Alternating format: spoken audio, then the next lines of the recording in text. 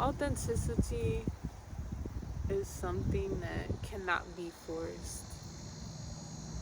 Like, energy speaks louder than words. And when you're your authentic self, I feel like people feel that. When you're being fake, people feel that. And when we remain our authentic selves, we are standing in our truth. And we're standing in our power. The more that we continue to show up in our authenticity, no matter how weird, no matter how cringy, no matter how silly it may feel or look, ultimately, it really does attract like. Like attracts like. And so by being ourselves, we attract the same raw energy that we're putting out. So when you're being not yourself, I don't even want to say the word fake, but when you're not being yourself, you're not being authentic, you're not going to attract your true authentic energy back. You're going to attract whatever you're putting out. And so I hope that me looking at the sky is not bothering you guys. I'm just admiring the beauty of it right now before the sun sets. In order to receive the rawness, we have to be the rawness. We have to be the real in order to attract the real. In order to find our tribe, we must show up in our authenticity to attract our tribe. Because how will we find our tribe if we are being our unauthentic selves? But in order to also be your authentic self, you have to know yourself.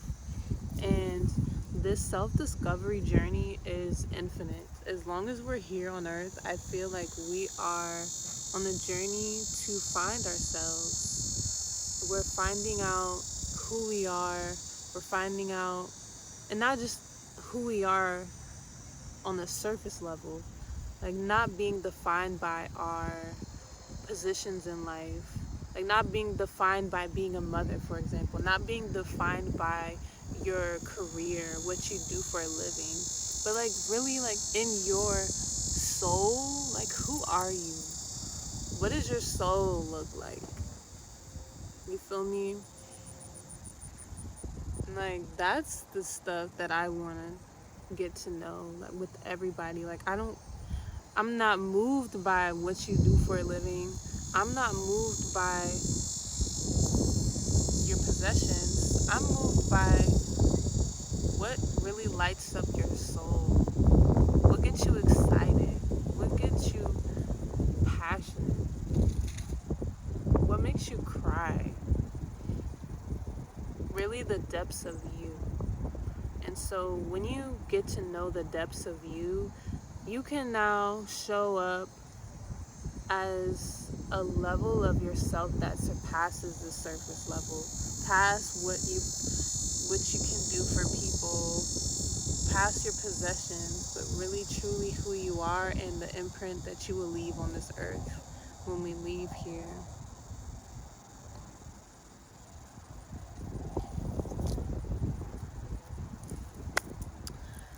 So I encourage you all, if you are having a hard time with showing up in your truth, showing up as your authentic self, really take time in solitude.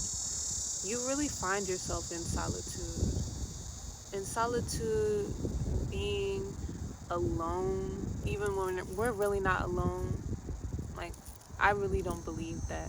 Even though we might feel alone, we're not all alone the way we think we are.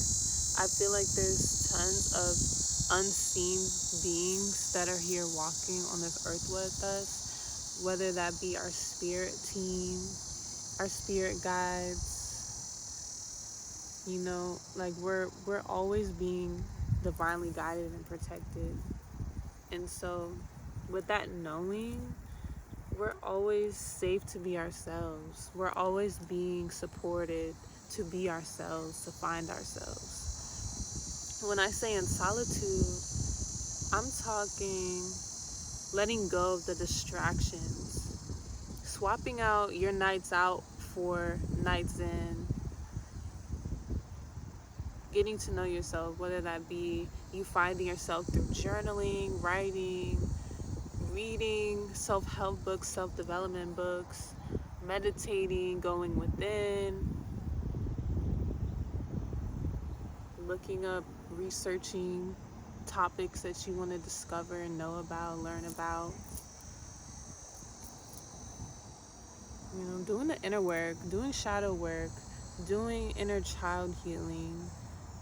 These are the things that will bring you closer to knowing who you really are and shedding the layers of the beings that are not really truly you. Releasing the programmed you, releasing the false masks that we have been taught to be, to fit in or to feel accepted. So once we do that, it's very liberating and we feel more comfortable being that around anybody and everybody, no matter what we're doing, no matter where we are, no matter what setting we're in. We're able to be ourselves. And I pray that because I show up as myself, I allow other people to feel comfortable being themselves as well. It was a video, I think it was Tracy Ellis Ross. I hope that people feel like themselves when they're around me and feel safe to be themselves when they're around me. And maybe that makes people think it's me that they love, but it's really themselves that they love. It's like, yeah, reflection. Like by us loving ourselves and walking in love, we are allowing other people to feel inspired to do the same. Such a beautiful thing. And what a domino effect that is. It's like follow the leader, if you will, like that one person that dares to be different, and then everybody else feels inspired to do the same just by that one person choosing to be different. And so in a sense, it's a ripple effect because the collective energy is now shifting because of that one ripple in the pool. You feel me? But anyways, I feel like I've said what I need to say. The message was very clear, and I pray that this reaches all who it's meant to.